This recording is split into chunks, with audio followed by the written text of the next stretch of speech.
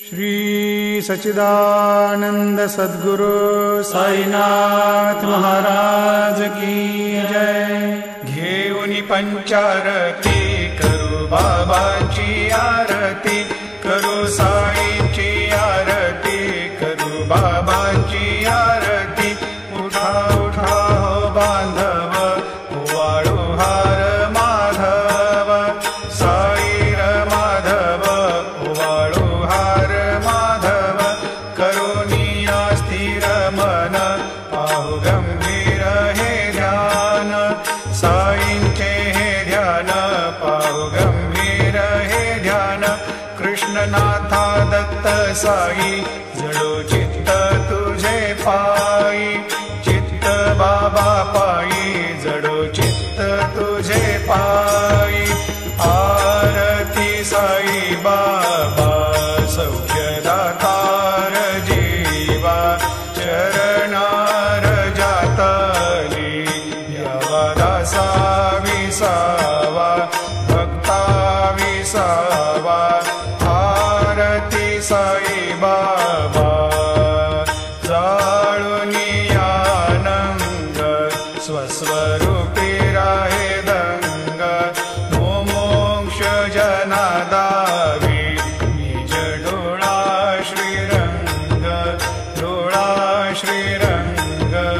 आरती साई बाबा, जया money जैसा भाव, तया तैसा अनुभव। दाविसी दया घना, ऐसी तुझी माव, तुझी माव।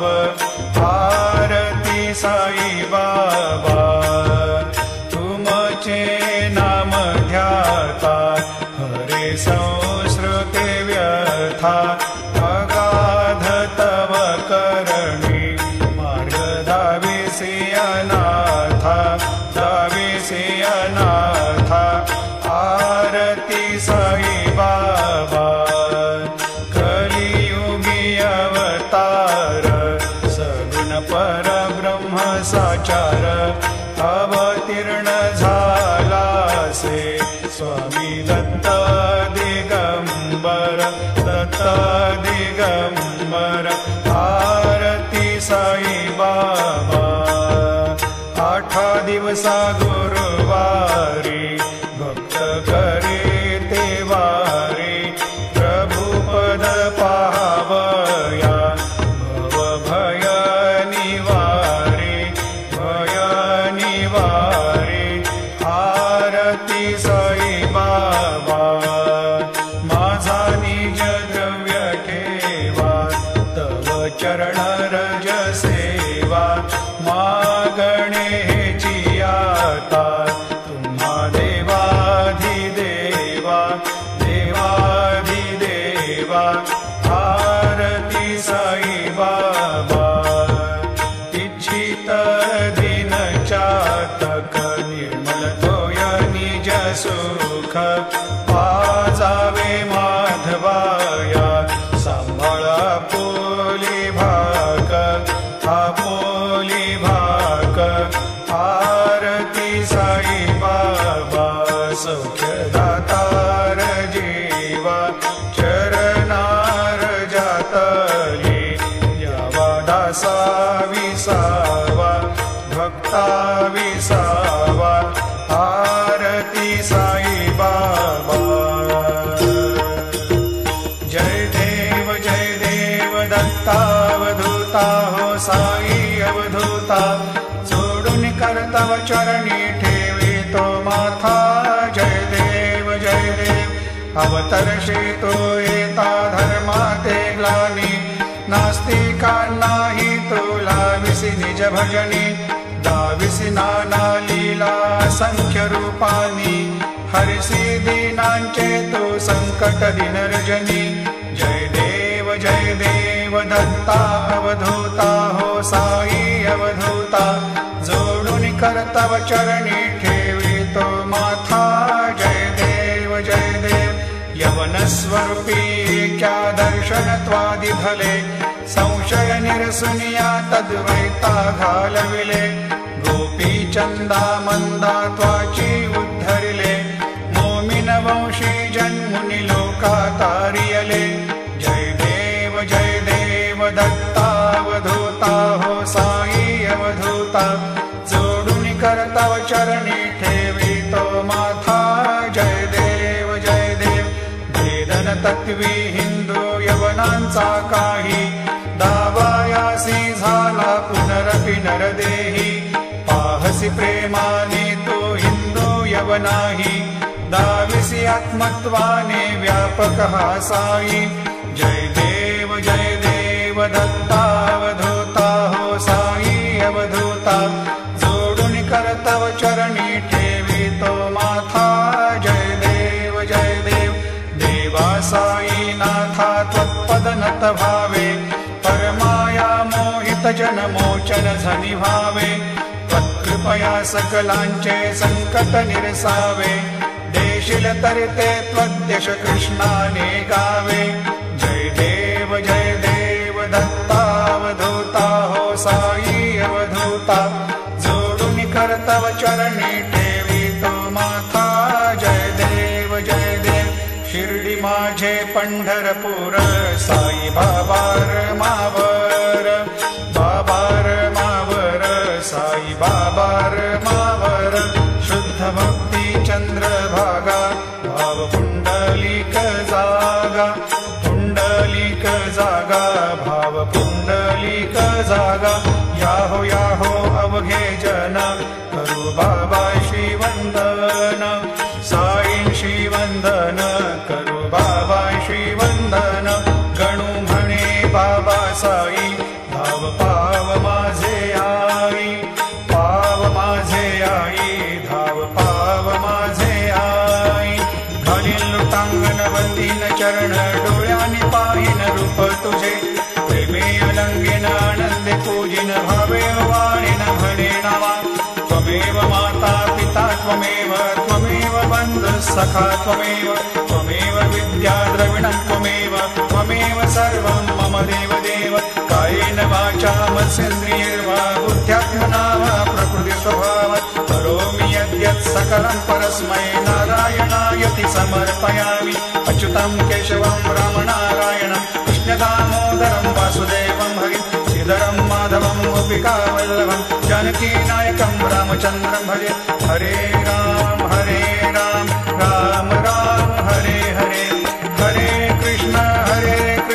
कृष्ण कृष्ण हरे हरे श्री गुरुदेव दत्त हरि ओम यज्ञेन यज्ञमयजन्त देवास्तानि धर्माणि प्रथमान्यासन्न तेहनाकं महिमान सजन्त यत्र पूर्वे साध्या सन्ति देवाः ॐ राजाधिराजाय प्रसह्य साहिने नमो वयं वै श्रवणाय कुर्महे समे कामान् कामकामाय मह्यं कामेश्वरो वै श्रवणो दधातु कुबेराय वै श्रवणाय महाराजाय नमः ॐ स्वस्ति साम्राज्यं भोज्यं स्वराज्यं वैराज्यं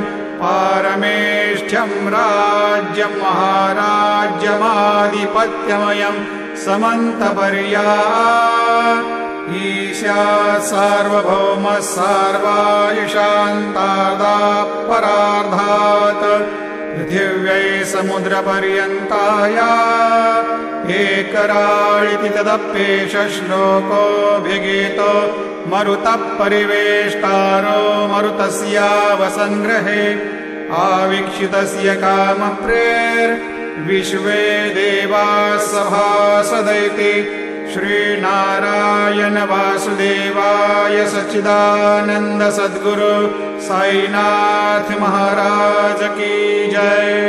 अनंता तुला ते कसे रे स्तवावे, अनंता तुला ते कसे रे नमावे, अनंता मुखांचा शिणे शेष गाता नमस्कार साष्टांग श्री साईनाथ स्मरावे मनी त्वत्पदानित्यभावे पुरावे तरी भक्तीसाठी स्वभावे तरावे जगातारुणी मायताता नमस्कार साष्टांग श्री साईनाथ वसे जो सदा दावया संत लीला दिसे यज्ञ लोकान् परे जो जनाला परियंतरी ज्ञान कैवल्य दाता नमस्कार साष्टांग श्री साईनाथ परालाधला जन्म हा मानवाचा नरासार्थका साधनी भूत साचा धरो साई प्रेमा गळाया अहंता नमस्कार साष्टांग श्री साईनाथ धरावे करी सान अल्पज्ञ बाला करावे आम्हा धन्य चुंबो निघाला मुखी घाल प्रेमे खरा ग्रास आता नमस्कार साष्टांग श्री साईनाथ सुराधिक ज्यांच्या पदावंदिताती शुकाधिक ज्यांचे समानत्व देती प्रयागादि तीर्थे परी नम्र होता नमस्कार साष्टांग श्री साईनाथ तुझ्या ज्या पदा पाहता गोप बाली सदा रंगली चित स्वरूपी मिळाली करी रास क्रीडा सवे कृष्णनाथ नमस्कार साष्टांग श्री साईनाथ तुला मागतो मागणे एक द्यावे करा जोडितो दीन अत्यंत भावे भवी मोहनी राज हातारी आता नमस्कार साष्टांग श्री साईनाथ ऐसा येई बासाई दिगंबरा अक्षय रूपावतारा सर्व हि व्यापक तो श्रुतिसारा अनुसया त्रिकुमारा बाबा येवा काशी स्नान जप प्रतिदिवशी कोल्हापुर भिक्षेशी निर्मल नदी तुंगा जलप्राशी निद्रा माहुर देशी ऐसा येवा जोडी लोंबत सेवाम करी त्रिशूल डमरुधारी भक्ता वरद सदा सुखकारी देशील मुक्तिचारी ऐसा येवा पायी पादुका जपमाला कमंडलो मृगछाला धारण करी शिवा नागजटा मुकुट शोभतो माथा ऐसा येवा तत्पर तुझाया जे ध्यानी अक्षय त्यांचे सदनी लक्ष्मी वास करी दिन रजनी रक्षिषि संकट वारुणी ऐसा येवा या परिध्यान तुझे गुरुराया दृश्य करी नयनाया पूर्णानंद सुखे ही काया लामिसी हरि गुण गाया ऐसा येवा साई दिगंबरा अक्षय रूपावतारा सर्व हि व्यापक तो श्रुतिसारा अनुसया त्रिकुमारा बाबा येवा सदा सस्वरूपं चिदानन्दकन्दं जगत्सम्भवस्थान संहार हेतुं स्वभक्तेच्छया मानुषं दर्शयन्तं नमामीश्वरं सद्गुरुं साईनाथं भवद्वान्तविध्वंसमार्तण्डमीड्यं मनोवागतीतं मुनिर्ध्यानगम्यं जगद्व्यापकं निर्मलं निर्गुणत्वां नमामीश्वरं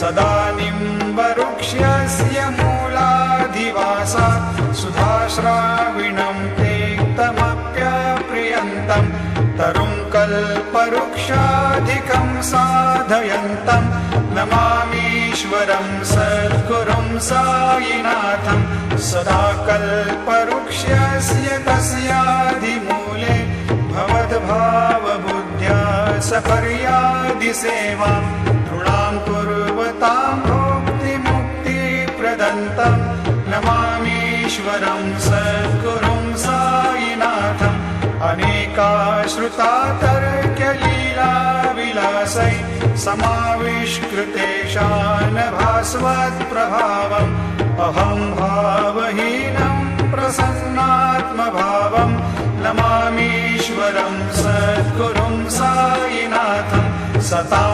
विश्रमाराममेवाभिरामं सदा सज्जनैः संस्तुतं सन्नमद्भिः जनामोददं भक्तभद्रप्रदन्तं नमामीश्वरं सद्गुरुं साईनाथम् अजन्माद्यमेकं परब्रह्म साक्षात् स्वयं सम्भवं राममेवावतीर्णं भवद्दर्शनात् सम्पुनीतप्रभोऽहं नमामीश्वरं सद्गुरुं साईनाथम् श्री साईश कृपानिधेऽखिल नृणां सर्वार्थसिद्धिप्रद युष्मत्पादरजप्रभावमतुलं धातापि वक्ता क्षमः सद्भक्त्या शरणं कृताञ्जलिपुट सम्प्रापितोऽस्मि प्रभो श्रीमत्साई परेश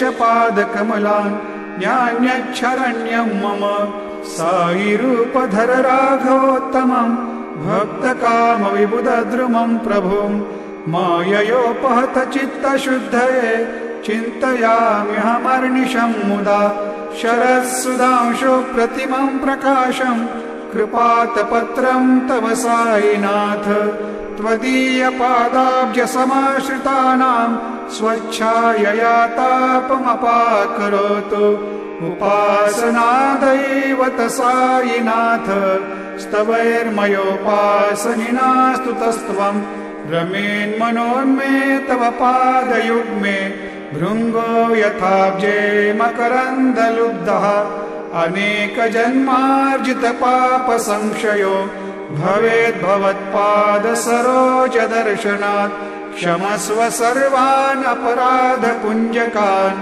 प्रसीद साई सद्गुरो दयानिधे श्री साईनाथ चरणामृतपूतचित्तास् तत्पादसेवनरतः सततं च भक्त्या संसारजन्यदुनितोर्धविनिर्गतास्ते कैवल्यधाम परमं समवाप्नुवन्ति स्तोत्रमेतत्पठेद्भक्त्या यो नरस्तन्मना सदा सद्गुरु साईनाथस्य कृपापात्रं भवेद्ध्रुवम् करचरणकृतं वा कायजं कर्मजं वा श्रवणनयनजं वा मानसं वापराधं विहितमविहितं वा सर्वमेतत्क्षमस्व जय जय करुणाब्धे श्री प्रभो साईनाथ श्री सच्चिदानंद सद्गुरु साईनाथ महाराज की जय।